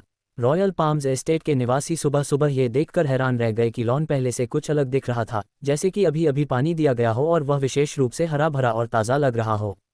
वे सोच रहे थे, क्या आजकल की प्रॉपर्टी मैनेजमेंट कंपनियां इतनी समर्पित हो गई हैं कि सूरज उगने से पहले ही पानी देना शुरू कर देती हैं। खैर, यह अंततः एक अच्छी बात थी, इसलिए उन्होंने इस पर ज्यादा विचार नहीं किया और खुशी खुशी अपने दिन की शुरुआत की। बाहर की हलचल सुनकर देवांश ने आखिरकार पीहू के चेहरे से अपनी नज़रें हटाईं, उठकर बैठा और फिर दरवाजे की ओर चल पड़ा। वे लोग जल्द ही जाग जाएंगे, मुझे शहर के दूसरी तरफ जाकर नाश्ता खरीदना होगा। हालांकि उनकी मौजूदा आर्थिक स्थिति ऐसी थी कि वे आसानी से एक टॉप शेफ रख सकते थे जो रोज़ उनके लिए तरह तरह के पकवान बनाता, लेकिन सिया और उसके माता पिता संघर्षपूर्ण जीवन के आदी थे और इतनी जल्दी इस तरह की विलासिता को स्वीकार नहीं कर सकते थे। इसलिए लक्ष्मी जी ही दिन के तीनों समय का खाना बनाती थीं और परिवार उसका भरपूर आनंद लेता था। इसके अलावा लक्ष्मी जी शुरुआत में सामग्री को लेकर काफ़ी रूढ़िवादी और किफ़ायती थीं। बाद में दीपिका ने उन्हें कई बार याद दिलाया, खासकर यह कि पीहू बढ़ रही है और उसे खाने पीने में कोई कमी नहीं होनी चाहिए, तो बूढ़ी माँ ने खाने के लिए कुछ अच्छी चीज़ें खरीदना शुरू कर दिया। हालांकि उन्हें बनाना नहीं आता था, लेकिन वे सीखने के लिए बहुत उत्सुक थीं। खासकर दीपिका और सिया की मदद से, जिन्होंने उन्हें मोज ऐप चलाना सिखाया था। वे जब भी खाली होती, सोफे पर बैठकर मोज ऐप पर ट्यूटोरियल वीडियो देखकर तरह तरह के व्यंजन बनाना सीखती थीं। उनके दिन अब संतोष और खुशी से भरे थे। जैसे ही देवांश नीचे गया, उसका सामना अपनी माँ से हो गया। जब उन्होंने देवांश को देखा तो वे चौंक गईं, ये सोचकर कि शायद वे अभी भी आधी नींद में हैं और उन्हें भ्रम हो रहा है। जब तक उन्होंने देवांश को माँ कहते हुए नहीं सुना, वे अपनी सुध बुध में नहीं आईं। उन्होंने मुस्कुराते हुए देवांश के हाथ को थपथपाया और पूछा, तुम कब वापस आए? तुम तो बिल्कुल चोरों की तरह आए, जरा भी आवाज़ नहीं की। देवांश को ये जानकर बहुत खुशी हुई कि माँ कल रात चैन से सोई थी, इसलिए उसने मुस्कुराते हुए जवाब दिया, मैं देर से आया था, इसलिए मैंने आपको जगाना ठीक नहीं समझा। अरे हाँ, आज सुबह नाश्ता मत बनाना, मैं बाहर जाकर सिया का पसंदीदा नाश्ता खरीद लाऊंगा। ठीक है, पीहू के लिए सोया मिल्क का एक एक्स्ट्रा कप ले आना, उसे बहुत पसंद है। याद से चीनी ज़्यादा डलवाना। लक्ष्मी जी ने अपने बेटे को गेट तक छोड़ते हुए निर्देश दिया। देवांश को दूर जाते देखने के बाद लक्ष्मी जी मुड़ी और वापस आंगन की ओर चल दीं। चाहे वे छिपाने की कितनी भी कोशिश करें, वे अपने चेहरे की मुस्कान को दबा नहीं पा रही थीं। जैसे ही लक्ष्मी जी ने आंगन में कदम रखा, उन्हें लगा कि कुछ गड़बड़ है। रातों रात घास इतनी कैसे बढ़ गई? लक्ष्मी जी ने अविश्वास में अपनी आंखें मसलीं, फिर महसूस किया कि उन्हें कोई भ्रम नहीं हो रहा था, घास वाकई लंबी हो गई थी। उस बुड्ढे को मैंने कहा था कि इतनी खाद मत डालो, लेकिन सुनता कौन है। अब देखो क्या हो गया, फिर से लॉन की कटाई करवानी पड़ेगी। हालांकि लक्ष्मी जी अपने पति को कोस रही थीं, लेकिन उनके अंदर एक सुकून था। पति और बच्चों का साथ होने से बढ़कर खुशी और क्या हो सकती है।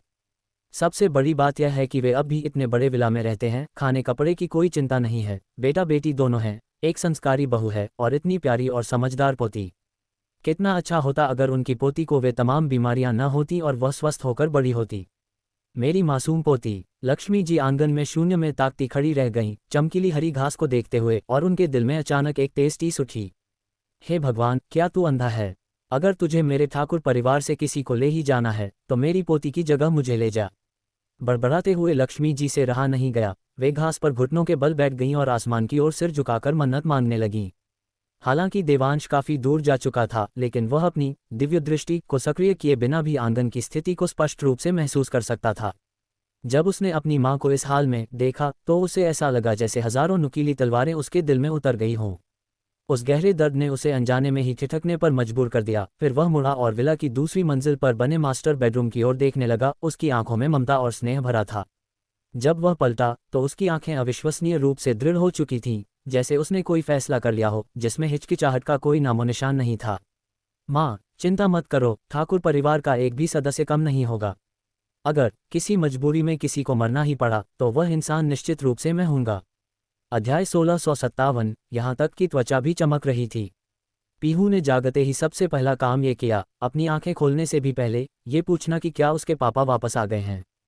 ये देखने के बाद कि सिया अभी भी सो रही है, वह रोई नहीं और न ही उसने कोई हंगामा किया, बल्कि बड़ी आज्ञाकारी बनकर अपने दांत ब्रश किए और मुंह धोया। मास्टर बेडरूम और मास्टर बाथरूम साउंड प्रूफ थे, इसलिए अगर पीहू वहां गाना भी गाती तो बिस्तर पर सो रही सिया को जरा भी आवाज़ सुनाई नहीं देती।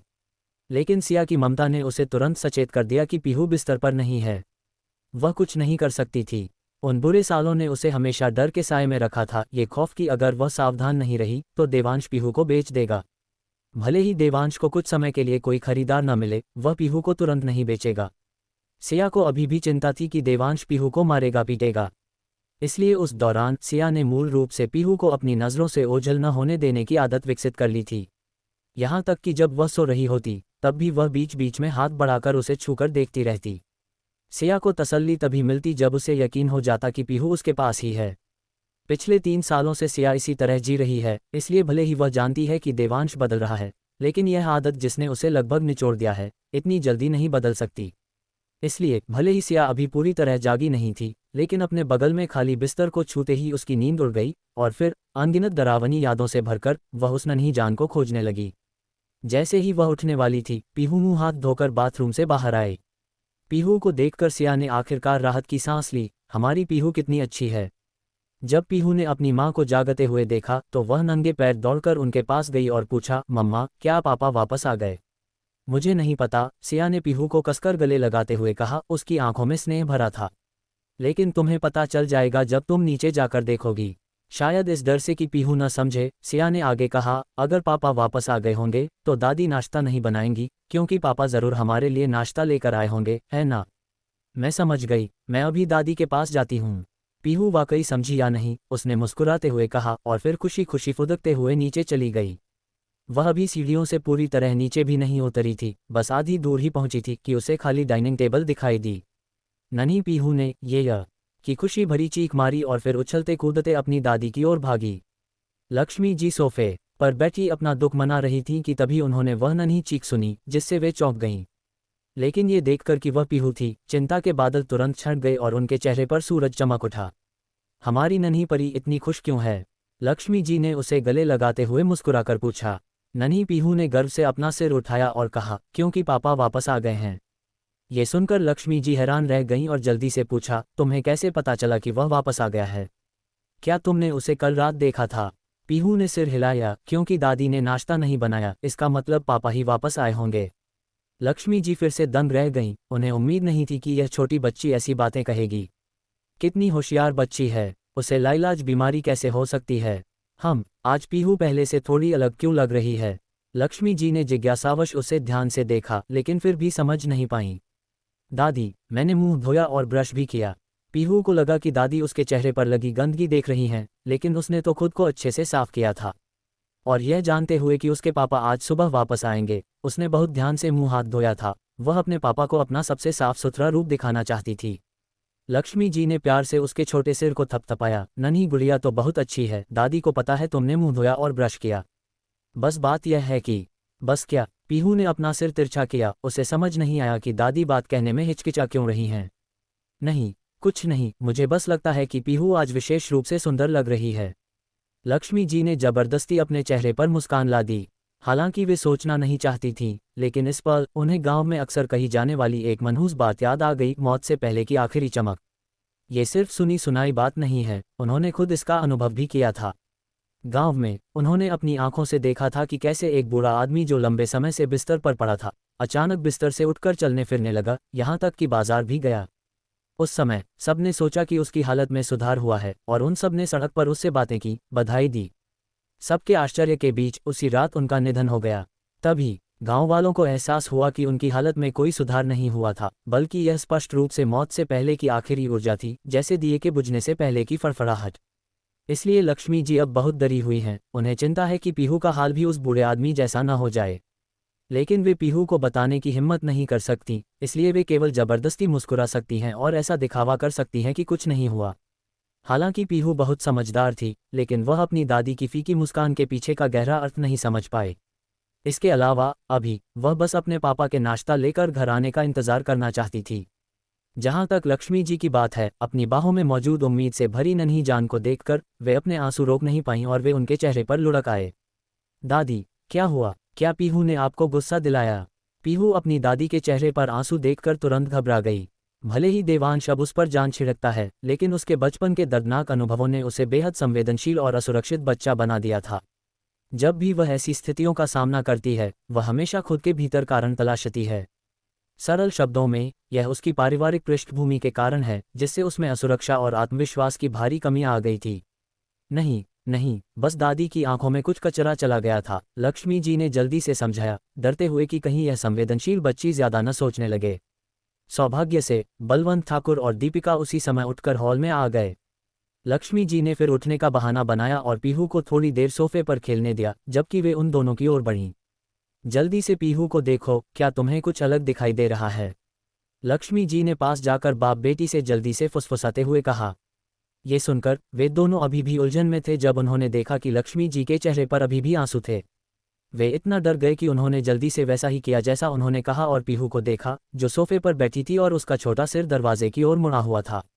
कुछ भी अलग नहीं है, वह पहले की तरह ही प्यारी है, दीपिका ने कहा। उसका चेहरा भ्रम से भरा था, जैसे कि वह कह रही हो, माँ आप मुझे क्या दिखाना चाहती हैं? बलवंत भी समझ नहीं पाए। मुझे कुछ अलग नहीं लग रहा, लेकिन मुझे लगता है कि यह बच्ची पहले से ज्यादा तरोताज़ा लग रही है। तुम्हारा तरोताज़ा से क्या मतलब है? वह साफ तौर पर बहुत बेहतर है। लक्ष्मी जी ने त्योरियां चढ़ाईं। वह पहले उठने पर हमेशा जम्हाई लेती थी, लेकिन आज वह बिल्कुल अलग है। न केवल उसमें गजब की फुर्ती है, बल्कि उसकी त्वचा भी चमक रही है। ये सुनकर बाप बेटी दोनों चौंक गए। भले ही लक्ष्मी जी ने खुलकर नहीं कहा, लेकिन गांव में पले बड़े पिता और बेटी तुरंत समझ गए कि उनका क्या मतलब था। इसलिए पिता और बेटी दुख भरी नजरों से उस नन्ही आकृति को घूरने लगे, उनकी आंखों में आंसू उमड़ आए। नतीजतन जब देवांश ने विला के लिविंग रूम का दरवाज़ा खोला तो उसने देखा कि पीहू बहुत खुश दिख रही थी, जबकि बाकी तीनों की आंखों में आंसू थे। अरे नहीं, मैं थोड़ी देर के लिए बाहर क्या गया, ऐसा तो नहीं है कि मेरा स्वागत आंसुओं से किया जाना चाहिए, है ना? नहीं, नहीं, देवांश खुद को संभालते हुए मुस्कुराते हुए अंदर दाखिल हुआ, उसके हाथों में अभी भी भाप छोड़ता हुआ नाश्ता था। अध्याय 1658, माँ को बचाएं या बच्चे को?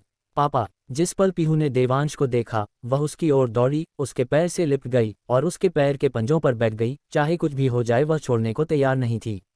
ऐसा लग रहा था कि अगर उसने छोड़ दिया तो देवांश उसकी दुनिया से हमेशा के लिए गायब हो जाएगा।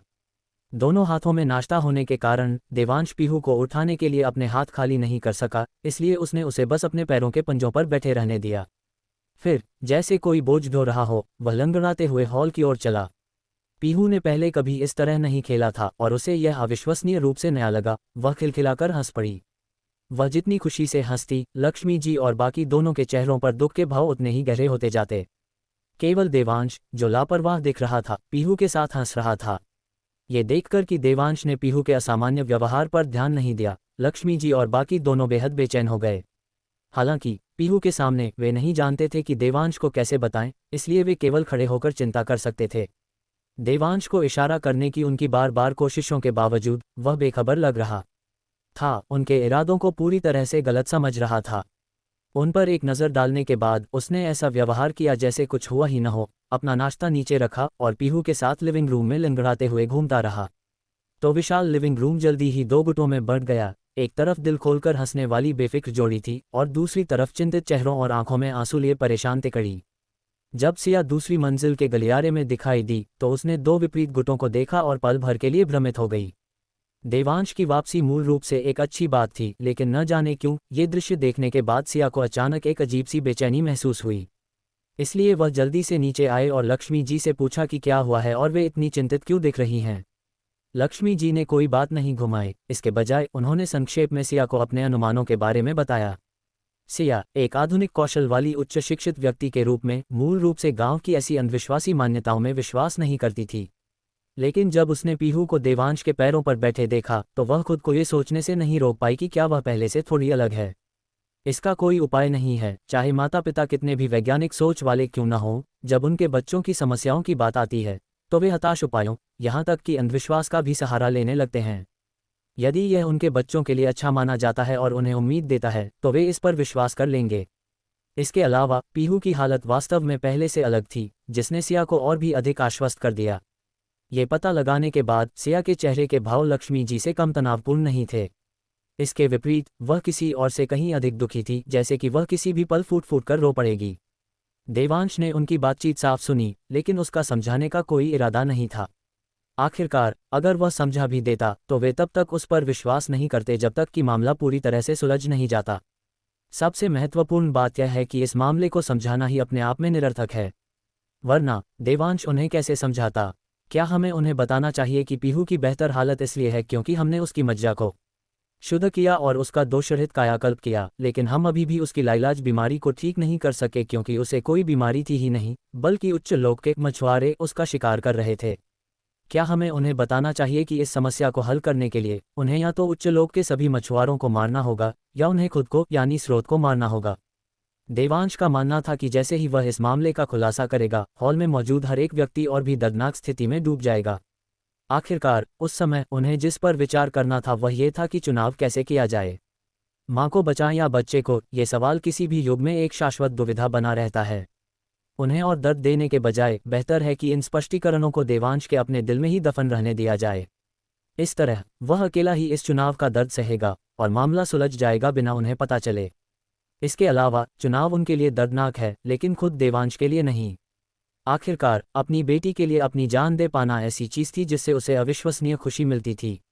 हालांकि वह पीहू के बड़े होने पर उसके साथ रहने, उसके जीवन के सुख दुख साझा करने और इस साधारण लेकिन संतोषजनक जीवन में उसके साथ चलने की भी उम्मीद करता था, लेकिन अगर पीहू के लिए ये सब हासिल करने की शर्त ये थी कि देवांश को मरना होगा, तो देवांश अपनी जान देने में संकोच नहीं करेगा।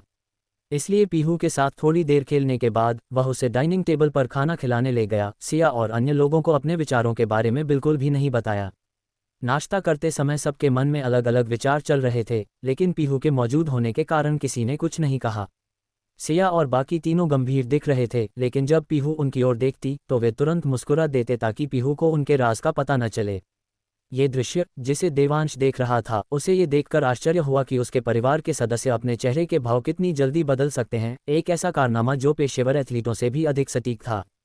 सिया और बाकी तीनों की नज़रों में देवांश इस समय एक पत्थर दिल बेवकूफ़ जैसा लग रहा था, जिससे वे उस पर झपटकर उसे पीटना चाहते थे। भोजन ऐसे ही विपरीत मूड के बीच खत्म हुआ। पीहू स्वाभाविक रूप से चाहती थी कि देवांश उसे स्कूल ले जाए, लेकिन असामान्य रूप से सिया, जो हाल ही में कंपनी में बहुत व्यस्त थी, ने वास्तव में घर पर रहने का फैसला किया। देवांश के जाने से पहले उसने विशेष रूप से उससे कहा कि पीहू को छोड़ने के बाद वापस आ जाए, क्योंकि उसे उससे कुछ कहना है। सिर्फ इतना ही नहीं, दीपिका, जिसने काम शुरू करने के बाद से एक भी छुट्टी नहीं ली थी, ने वास्तव में आज छुट्टी ले ली, ये कहते हुए कि वह आज कंपनी नहीं जा सकती।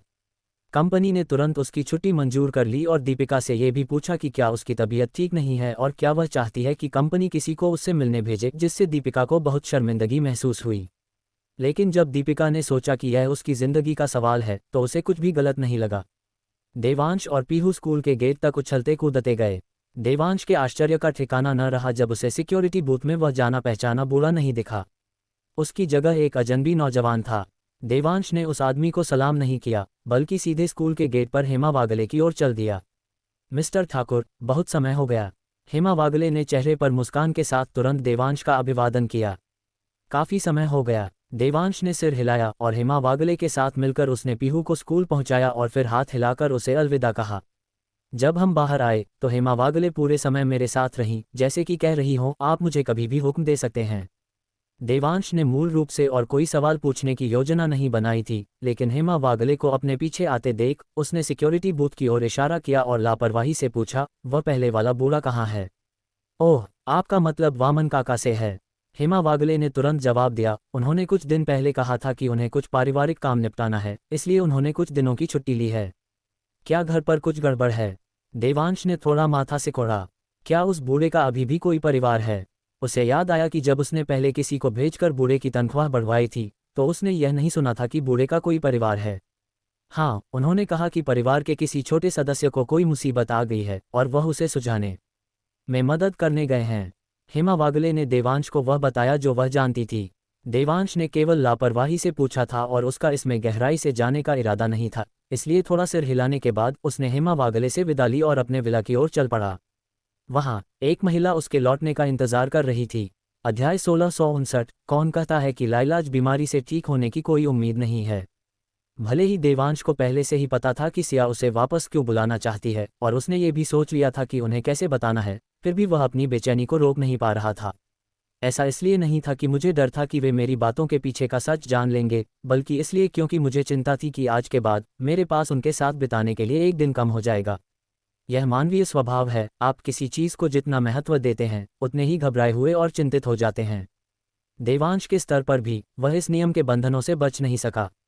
बेशक अगर कोई हर चीज़ को हल्के में लेता है तो वह इंसान नहीं रह जाता, बल्कि स्वर्गीय मार्ग का एक संत बन जाता है जो इच्छाओं या चाहतों से परे है। हालांकि देवांश पहले स्वर्गीय मार्ग संत के साधना स्तर तक पहुंच चुका था, लेकिन वह मानसिकता के मामले में स्वर्गीय मार्ग संत की क्रूरता और उदासीनता को कभी हासिल नहीं कर सका, और न ही वह दुनिया की हर चीज़ को अनदेखा करने के लिए हमेशा एक संत का नजरिया अपना सकता था। यही कारण है कि भले ही वह पहले से ही एक अमर सम्राट था, वह समय को पीछे ले जाने और वर्तमान में लौटने के लिए अपनी पूरी साधना का बलिदान करने को तैयार था। भले ही देवांश को अब पीहू के जीवित रहने का रास्ता बनाने के लिए अपनी जान जोखिम में डालनी पड़ रही है, फिर भी उसे उस समय लिए गए फैसले पर कोई पछतावा नहीं है। देवांश के लिए अगर बुद्ध या संत बनने का मतलब अपनी सभी भावनाओं को खत्म करना था, तो देवांश बुद्ध या संत नहीं बनना चाहेगा। यही वह मानता है और यही उसने हमेशा किया है। इस मामले में कोई उसे दोषी नहीं ठहरा सकता, क्योंकि समय की शुरुआत से कोई भी वह नहीं कर पाया जो उसने किया, अपनी अमर सम्राट की साधना को इतनी आसानी से छोड़ देना। जब वह विला के गेट पर लौटा तो आंगन में घुसने से पहले ही देवांश विला के हॉल में मौजूद भारी माहौल को महसूस कर सकता था। देवांश ने एक गहरी आह भरी, फिर हिम्मत जुटाई, चेहरे पर मुस्कान लाई और दरवाज़ा खोलकर अंदर दाखिल हुआ। पीहू के वहां न होने के बाद लक्ष्मी जी के आंसू एक के बाद एक गिर रहे थे, और चाहे उनकी बेटी और बहू ने उन्हें कितना भी समझाने की कोशिश की, वे चुप नहीं हो रही थीं। बाकी तीनों की हालत लक्ष्मी जी जितनी खराब न सही, लेकिन बहुत अच्छी भी नहीं थी। तुम लोग क्या कर रहे हो? क्या तुम लोगों में झगड़ा हुआ है? देवांश ने हॉल में घुसते ही मुस्कुराते हुए पूछा, ये सुनिश्चित करते हुए कि उस छोटी सी बात का जिक्र न करे। देवांश को वापस आते देख दीपिका तुरंत उसका सामना करने गई। देवांश, क्या तुम्हारे दिमाग का कोई पेंच ढीला है? हम तुम्हें इतने इशारे कर रहे थे, तुम्हें एक भी समझ नहीं आया? दीपिका के सवालों की बौछार का सामना करते हुए देवांश ने बिल्कुल भी गुस्सा नहीं दिखाया, बल्कि मुस्कान बनाए रखी। इशारा देने से तुम्हारा क्या मतलब है? तुमने मुझे कब इशारा किया? उद्धरण चिन्ह ... उद्धरण चिन्ह। दीपिका एक पल के लिए अवाक रह गई। देवांश को सिर हिलाने के बाद वह मुड़ी और सोफे की ओर चल दी।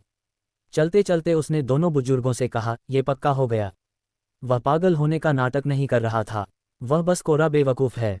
लक्ष्मी जी ने दीपिका को घूर कर देखा। अपने आंसू पोंछते हुए उन्होंने देवांश को जल्दी से बैठने का इशारा किया। देवांश, क्या तुमने सच में ध्यान नहीं दिया कि पीहू पहले से थोड़ी अलग है? लक्ष्मी जी ने पूछा। उनकी आवाज़ सिसकियों से रुंध गई थी। उनका दुख अभी भी बना हुआ था, जैसे कि वे किसी भी पल फूट फूट कर रो पड़ेंगी। मैंने ध्यान दिया, देवांश ने स्वाभाविक रूप से कहा। वे थोड़ी लंबी हो गई है और पहले से ज़्यादा समझदार है। क्या इस छोटे से बदलाव ने आपकी आंखों में खुशी के आंसू ला दिए? देवांश अब इस बात पर अड़ा हुआ है कि वह जीवन की आखिरी लौक के बारे में कुछ नहीं जानता, और जब तक तुम लोग इसका जिक्र नहीं करोगे वह खुद कभी इसका जिक्र नहीं करेगा। क्या तुमने ध्यान नहीं दिया कि पीहू की ऊर्जा और जोश आज पहले से काफ़ी बेहतर है? दीपिका से अब रहा नहीं गया और उसने सीधे देवांश से पूछ लिया। देवांश ने अपने हाथ फैलाए, सिर हिलाया और मुस्कुराते हुए पूछा, तो तुम लोगों ने खुशी के आंसू बहाए?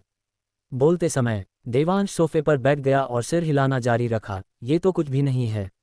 अगर तुम सब इतने उत्साहित हो जाओगे तो जब पीहू पूरी तरह ठीक हो जाएगी तो क्या रो रो कर तुम्हारी आंखें नहीं सूज जाएंगी? बाद में दीपिका ने ताना मारा। देवांश, क्या तुमने कभी मौत से पहले की आखिरी चमक शब्द नहीं सुना? देवांश को पहले से ही पता था कि वे किस बारे में चिंतित हैं, लेकिन उन शब्दों को सुनकर वह अभी भी ऐसा व्यवहार कर रहा था जैसे उसने उन्हें पहली बार सुना हो। वह पहले बेहद उलझन में दिखा, फिर अचानक उसे समझ आया, और अंत में वह हैरान और परेशान दोनों दिखा। बीच में भावों का बदलना हर कोण से दोषरहित था, सचमुच ऑस्कर के लायक प्रदर्शन। तो तुम्हें लगता है कि पीहू मौत से पहले की आखिरी ऊर्जा दिखा रही है? देवांश ने उन चारों पर एक नज़र डाली, फिर खुद से बड़बड़ाया, कोई आश्चर्य नहीं कि तुम लोग अभी रो रहे थे।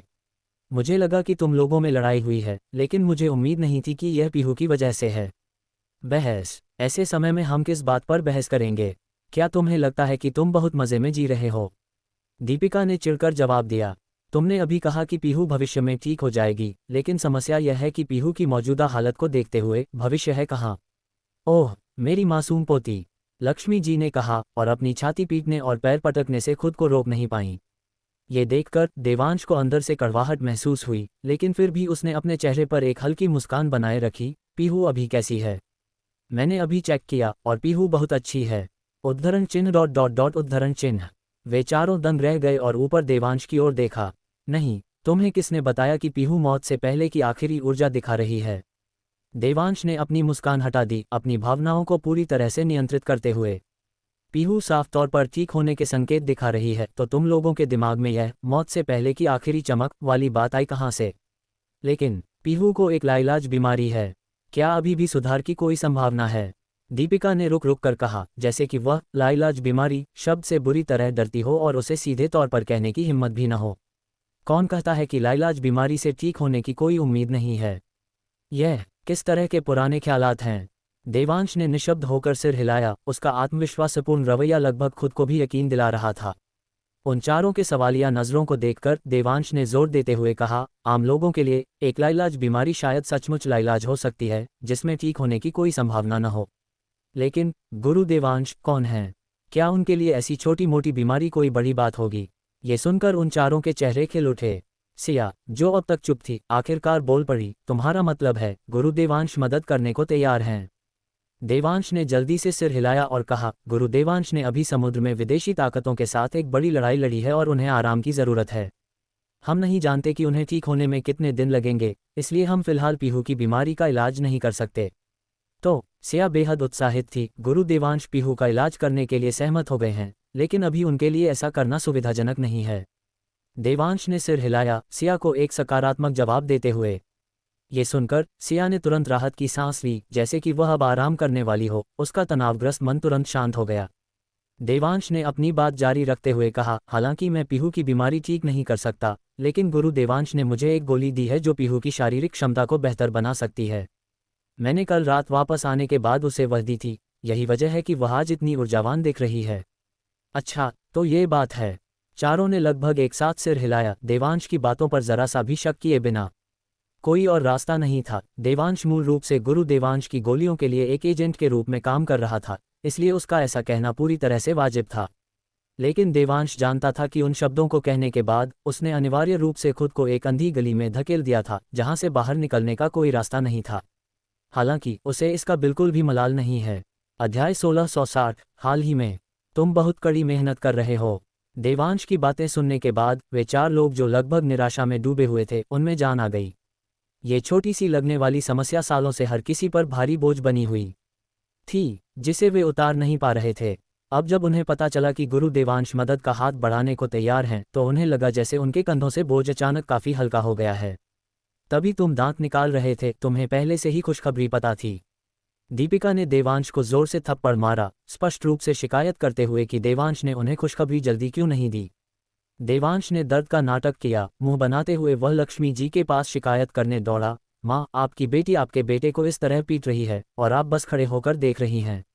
बहुत अच्छा किया। लक्ष्मी जी ने देवांश के लिए कोई सहानुभूति नहीं दिखाए और ठंडी आह भरकर बोली, तुमने हमें इतनी अच्छी खबर तुरंत नहीं बताई, हमें इतने समय तक बेकार में चिंता में रखा और फिर भी तुम्हें शिकायत करने की हिम्मत है। अगर मैं इतनी बुरी न होती तो मैं भी तुम्हें 2-4 घूंसे रसीद कर देती। बलवंत ठाकुर ज्यादा सीधे थे। उन्होंने कुछ फालतू नहीं कहा, बल्कि अपना सिर झुकाया और चुपचाप अपनी बेल्ट खोलने लगे। नहीं पापा, आपका इससे क्या मतलब है? ये देखकर देवांश ने लगभग अनजाने में प्रतिक्रिया दी। पीछे हटते हुए उसने बलवंत से डरे हुए चेहरे के साथ पूछा कि वे क्या करने जा रहे हैं। बलवंत ठाकुर बातों में बहुत अच्छे नहीं हैं। आमतौर पर अगर वे कोई कार्रवाई कर सकते हैं तो वे बात नहीं करेंगे। एक लोकप्रिय इंटरनेट मुहावरे का उपयोग करें तो वे बस काम तमाम करने में विश्वास रखते हैं। माँ, क्या आप अपने आदमी का कुछ नहीं करेंगी? देवांश ने हमेशा की तरह चिल्लाया, घबराया हुआ दिख रहा था। इस बात का कोई संकेत नहीं दे रहा था कि वह बहादुरी से खुद का बलिदान करने वाला है और आपको बस मेरे विचारों के आगे झुक जाना चाहिए। अगर तुमने इसका जिक्र नहीं किया होता तो मैं लगभग भूल ही गई थी, लक्ष्मी जी ने जवाब दिया। फिर बलवंत से कहा, मेरी तरफ से भी इसे 2 कोड़े लगा देना। बलवंत चुप रहे, केवल सिर हिलाया और जोरदार चटाक की आवाज के साथ अपनी बेल्ट हवा में लहराए। उद्धरण चिन्ह डॉट डॉट डॉट उद्धरण चिन्ह। ये सुनकर देवांश चीख पड़ा और लिविंग रूम में अपनी जगह का फायदा उठाते हुए बलवंत के साथ चूहे बिल्ली का खेल खेलने लगा, जिससे तीनों महिलाएं दिल खोलकर हंस पड़ीं। बलवंत वास्तव में देवांश को मारना नहीं चाहते थे, वे बस अपना असंतोष व्यक्त करना चाहते थे। अब जब वे जानते हैं कि पीहू की हालत ठीक हो सकती है, तो वे वास्तव में खुश हैं और स्वाभाविक रूप से परवाह नहीं करते कि देवांश ने उन्हें जल्दी बताया या नहीं। इसलिए दोनों ने केवल थोड़ी देर पीछा किया और अंत में देवांश द्वारा खुद को 2 बार कोड़े लगवाने के बाद एक दूसरे का पीछा करने का खेल खत्म हो गया। अरे भगवान कसम, मैंने उसे एक बार भी खुद नहीं मारा, ये सब बच्ची की माँ की तरफ से था। चूंकि पीहू ठीक है तो मैं अब काम पर जा रही हूँ, दीपिका ने अपनी कार की चाबियां उठाते हुए कहा और अंडरग्राउंड पार्किंग गराज की ओर चल दी। कंपनी के कर्मचारियों ने उसके साथ इतना अच्छा व्यवहार किया था और उन्होंने उसे इतनी मोटी तनख्वाह दी थी। उसे लगा कि अगर वह कंपनी नहीं गई तो वह उन्हें निराश करेगी। इसलिए ऐसी कोई कंपनी नहीं है जहां आप काम नहीं करना चाहते, केवल ऐसी कंपनियां हैं जो पर्याप्त भुगतान नहीं करती। अगर सैलरी काफ़ी अच्छी है तो आप देखेंगे कि कर्मचारी काम करना चाहते हैं या नहीं। पापा, माँ, मैं भी कंपनी जा रही हूँ, सिया ने धीरे से कहा और अपना सामान पैक करने के लिए उठी। दोनों बुजुर्गों ने इस पर ज्यादा ध्यान नहीं दिया क्योंकि वह हाल ही में अक्सर कंपनी जा रही थी, लेकिन देवांश थोड़ा हैरान था। क्या उनकी कंपनी ने उसे पहले ही ऑफिस न आने की सुविधा नहीं दे दी थी? वह अभी भी ऑफिस क्यों जा रही है? मैंने मूल रूप से सोचा था कि मेरे पास ज़्यादा समय नहीं बचा है और मुझे सिया के साथ बिताने के लिए अपने समय का सदुपयोग करना चाहिए, लेकिन अब ऐसा लगता है कि यह विचार बर्बाद होने वाला है। हम उसे कंपनी जाने से नहीं रोक सकते क्योंकि भले ही हम उसे यहाँ रखने के लिए कोई वाजिब बहाना ढूंढ लें, लेकिन जानबूझकर किया गया ये काम बहुत साफ दिखाई देगा। सबसे महत्वपूर्ण बात, उसे 100% यकीन नहीं था कि वह उसे रोक सकता है। इस तरह अगर सिया उसके रुकने के अनुरोध को अस्वीकार कर देती है तो जब वह अपनी मौत की कहानी सुना रहा होगा तो वह निश्चित रूप से अनुरोध को स्वीकार न करने के लिए खुद को दोषी मान बैठेगी। इसके अलावा एक बार जब ये पछतावा बन जाता है तो यह उसके हर आधी रात के सपने के लिए एक कभी न खत्म होने वाला अजाब बन जाएगा। उसे पछतावे के साथ छोड़ने के बजाय बेहतर है कि कुछ न किया जाए और ऐसा व्यवहार किया जाए जैसे कुछ हुआ ही नहीं। ये स्पष्ट रूप से सबसे अच्छी व्यवस्था है। देवांश ने सिया को बिना एक शब्द कहे पैक करते हुए देखा, बस जब वह जाने वाली थी तब कहा, मैं तुम्हें कंपनी छोड़ देता हूँ। सिया साफ तौर पर चौंक गई थी, लेकिन उसने इनकार नहीं किया। इसके बजाय उसने थोड़ा सिर हिलाया और देवांश के सुझाव पर सहमत हो गई। और इस तरह वे दोनों एक दूसरे से एक शब्द कहे बिना एक के बाद एक बाहर निकल गए। भले ही वे बस चुपचाप चल रहे थे, लेकिन इससे देवांश को बहुत खुशी मिल रही थी। जहां तक सिया की बात है, वह भी इस पल बेहद सुकून महसूस कर रही थी। हाल ही में कड़ी मेहनत करने के लिए शुक्रिया। आखिरकार सिया ने चुप्पी तोड़ने की पहल की, लेकिन शायद इसलिए कि वे लंबे समय से एक दूसरे से नहीं मिले थे। वह थोड़ी शर्मा रही थी और उसकी बोली थोड़ी लड़खड़ा रही थी। लेकिन ये थोड़े से टूटे फूटे शब्द देवांश के कानों में किसी स्वर्गीय संगीत की तरह बज रहे थे, जिससे उसने जल्दी से हाथ हिलाया और कहा, अरे कोई परेशानी नहीं है, ये तो बस छोटी सी बात है। सिया ने सिर हिलाया, स्पष्ट रूप से देवांश की बात पर विश्वास नहीं कर रही थी। उसके पास देवांश की बात पर विश्वास न करने की हर वजह थी। आखिरकार उनके तलाक के बाद से देवांश उसकी बहुत परवाह करता रहा था और वह अक्सर घर से दूर होने पर भी उससे संपर्क करता था। यहाँ तक कि जब मैं व्यस्त होती हूँ तब भी वह एक टेक्स्ट मैसेज भेजकर पूछता है कि हाल ही में पीहू और मैं कैसे हैं। लेकिन इस बार देवांश ने लंबे समय तक उससे संपर्क नहीं किया, एक भी टेक्स्ट मैसेज नहीं, जिससे वह हैरान थी। उत्तर दिशा में जाने से पहले देवांश ने विशेष रूप से एक ऐसे मोबाइल फ़ोन पर स्विच किया था जो सैटेलाइट कॉल कर सकता था, जिसका मतलब था कि अगर वह संपर्क करना चाहता तो वह उसे कभी भी कॉल या टेक्स्ट कर सकता था। लेकिन तथ्य यह है कि उसने ऐसा नहीं किया। ये दर्शाता है कि मामले की जटिलता उसकी उम्मीदों से कहीं ज़्यादा थी, इस हद तक कि वह खुद की सुध लेने में भी बहुत व्यस्त था। ये स्वाभाविक रूप से बताता है कि वह वास्तव में हाल ही में बहुत व्यस्त रहा है और बहुत कड़ी मेहनत कर रहा है। लेकिन इसके बारे में सोचें तो ये समझ में आता है। गुरु देवांश ने अभी अभी पूर्वी सागर के पूर्व में एक महान युद्ध लड़ा था। हालांकि वीडियो से ऐसा लग रहा था कि उन्होंने लगभग पूरी तरह से जीत हासिल कर ली है, लेकिन देवांश ने कहा कि गुरु देवांश की हालत ठीक नहीं थी। तो उस समय के दौरान शायद देवांश ही उनकी देखभाल कर रहा था। सिया को बिना किसी संदेह के पता था कि उस समय के दौरान देवांश गुरु देवांश के स्वास्थ्य को लेकर उतना ही चिंतित रहा होगा जितनी कि वह थी। आखिरकार उनकी शारीरिक स्थिति सीधे ये तय करती है कि पीहू कितने समय तक जीवित रह सकती है। इसलिए भले ही देवांश ने इसका बिल्कुल भी जिक्र नहीं किया, सिया कल्पना कर सकती थी कि उस समय के दौरान वह शायद गुरु देवांश के इलाज के लिए ज़रूरी औषधीय सामग्री खोजने के लिए दुनिया भर में घूम रहा होगा। ये सोचकर कि देवांश अपनी बेटी के लिए इतनी मेहनत कर रहा है, सिया का दिल एक गर्म एहसास से भर गया। भले ही वह जानती थी कि देवांश जानबूझकर इसे छिपा रहा है, सिया का उसे बेनकाब करने का कोई इरादा नहीं था। आखिरकार अगर उसे पता चल गया तो इसका मतलब होगा कि वह उसकी बहुत परवाह करती है। मैं नहीं चाहती कि उसे पता चले। हालांकि उसके दिल में यही था, लेकिन उसके कार्यों ने उसे धोखा दे दिया। जैसे ही दोनों साथ साथ चल रहे थे, सिया ने पहल करते हुए हाथ बढ़ाया और बिना महसूस किए अपना हाथ देवांश की हथेली में सरका दिया फिर चुपचाप उसका हाथ अपने हाथ में थाम लिया।